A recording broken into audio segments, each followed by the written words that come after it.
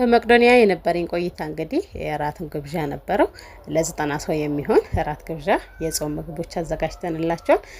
ቦታችን ትንሽ ጠበብ ቢልም እንደዚች ጠበብን ብትል አስተካክለን ቆንጆ አድርገን ደርድረንላቸው ነበረ። እንደምታዩት አንድ ሳላድ ነው የተዘጋጀው። ከጎን ተልባ ፍትፍት ነበረው።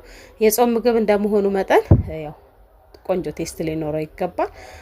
ምክንያቱም ምግብ ከመሰራቱ በላይ ጥራት ይፈልጋል እና በጣም ቆንጆ እንስ ያለ ምራት ሰርተንላቸው ከ90 ሰው የሚያበላ ምግብ አብልተን ተለያይተናል። እንደምታዩት እዚህ ጋር ተልባ ፍትፍት እየፈተፈትኩላቸው ነበረ። በዚሁ አጋጣሚ ስለ መቅዶኒያን አንድ ነገር መናገር እፈልጋለሁ። ሁላችሁም በተቻለ መጠን ይህ ቪዲዮ የሚደርሳችሁ በሙሉ ወይም ይህ ቪዲዮ የምታዩ በሙሉ በቻላችሁት አቅም ሄዳችሁ እርዷቸው ለማለት እፈልጋለሁ። ነገ ላይ እኛም የት እንደምንወርቅ አናውቅም። እዚህ ጋር የምናደርገው መልካም ነገር ነገ ጠዋት ይጠብቀናል እና እናንተም ሂዱ ለማለት እፈልጋለሁ። እንደምታዩት እዚህ ጋር ሴታፖቻችንን እያስተካከልን ነበረ።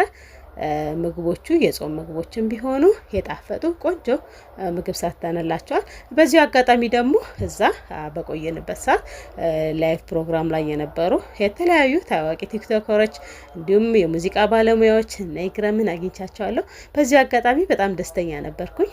ምክንያቱም አንዳንዴ ማግኘት የማንችላቸውን ሰዎች ራሱ በእንደዚህ አይነት አጋጣሚ እናገኛቸዋለን።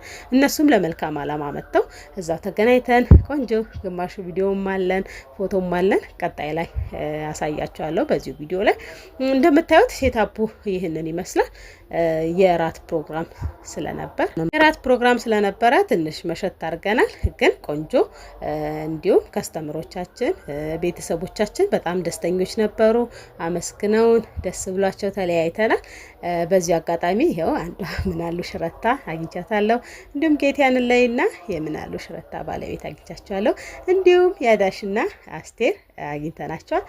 በዚህ አጋጣሚ ራት እየበሉ ያው የተወሰነ ማስታወሻኛም ለማስቀረት ሞክረናል። በጣም እግዚአብሔር ያክብራችሁ እናንተንም ለማለት ፈልጋለሁ።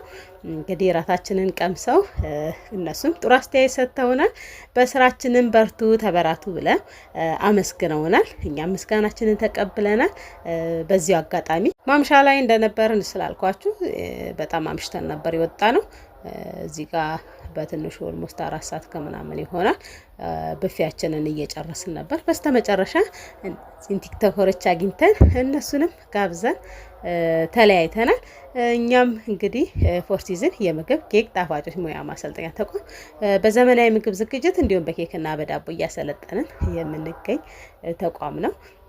እኔም